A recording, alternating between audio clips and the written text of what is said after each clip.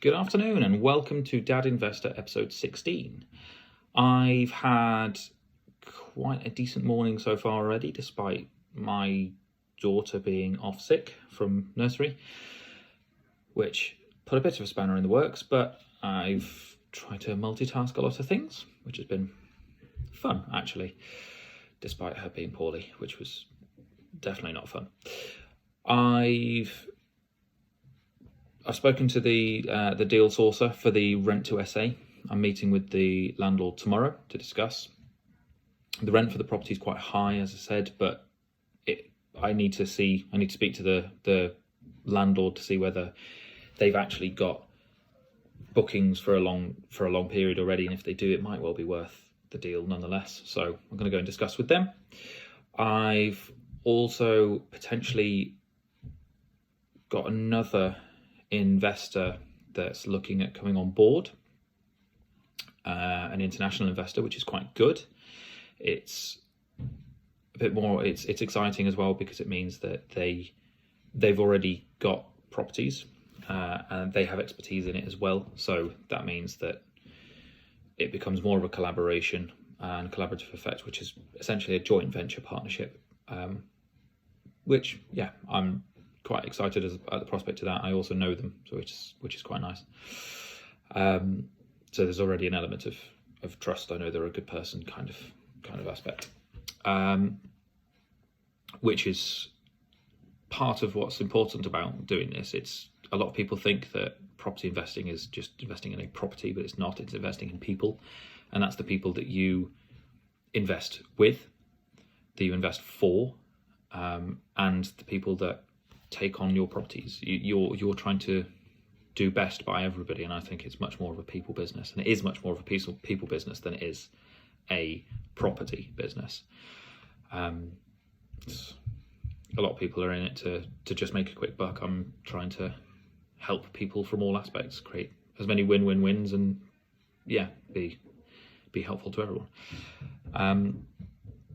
while of course putting food on the table, the normal stuff. I've also had a couple more potentially interesting things happen this morning. So one of which was a landlord. So my rent to buy group that I've got on Facebook has gathered quite a bit more traction. A few more people joining it. I need to really ramp up the adverts on that, which I shall be doing. But also an existing landlord based in Stoke-on-Trent has.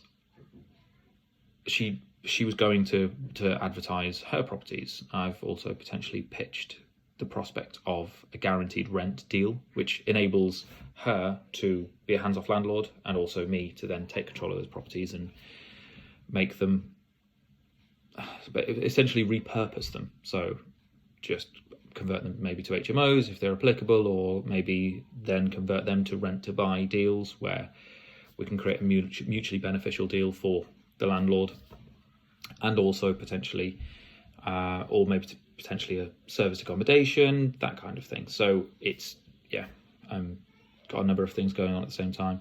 I'm also planning today on, in between looking after my daughter, ramping up my adverts a bit more for guaranteed rent digitally, so, and also sourcing a few people through Gumtree, Facebook ads, groups, that kind of thing, just to allow basically to reach a bit of a more targeted audience, as opposed to these, which just reaches everyone. I'm trying to book in a meeting with another investor to discuss a slight change to a plan that they wanted to do. Essentially, their plan was to do flips in a certain budget to reach a certain income, but with the market how it is, it's less predictable because it's more mid-range. It's sort of upper to mid-range in this area, whereas what would work at this level is buy the low end below market value, increase the value by by doing it up, refinancing, and then selling on or holding and renting out, which would create a very stable foundation of properties, which we would then own together.